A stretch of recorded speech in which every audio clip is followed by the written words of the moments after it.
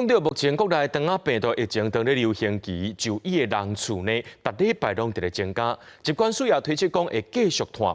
即马就立委要求中央爱用公费的方式补助这肠仔病毒疫苗，互囡仔来注。第两次要机关要求地方政府就爱公费补助，不过这肠仔病毒的疫苗注一档是爱几落千块。专家是建议讲，先对这身体无好的喙足族群，或者是经济无好的中低收入户开始补助。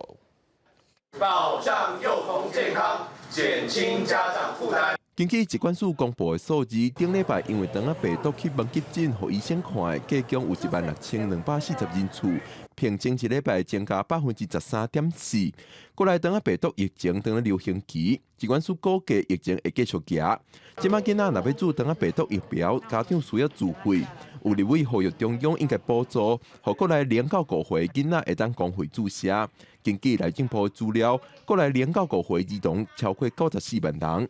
而且每一剂的价格也并不低哦，每一剂大概是4000元到4300，而且完整的话要接种就是2到3剂，也就是说必须花费8000左右。目前台中市是全国因为肠仔病毒天课上济的县市，南投县已经公费补助中低收入户肠仔病毒疫苗，所以台中市也有议员要求台中市府爱公费补助。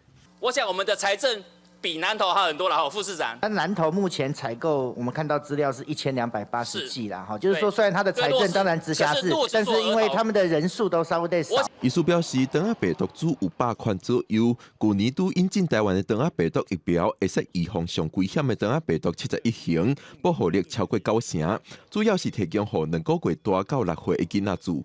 流行期进前了，赶紧做啦，因为你若讲真正得了肠病毒71型的吼。讲实迄是风险继续大的啦，厝里较无钱的人应该爱算一下。譬如讲，伊是免疫力较歹，哦，本身免疫力较，比如伊本身就足侪病啦。那想讲咱即摆迄个新冠肺炎啦，哦，咱嘛是对较弱的，都不迄个免疫力较歹的人去互伊公费。肠仔病毒疫苗一筒4000块，2岁进前就注的爱注3筒，2岁以后才注的爱注2筒，总共爱8000到10000支，计效无俗。医师建议政府若有预算考量，会当先针对高风险族群、中低收入户补助，或者是部分补助，政府甲家长一边负担一半，拢是政府会当思考的方式。记者郭林玉凯台北报道。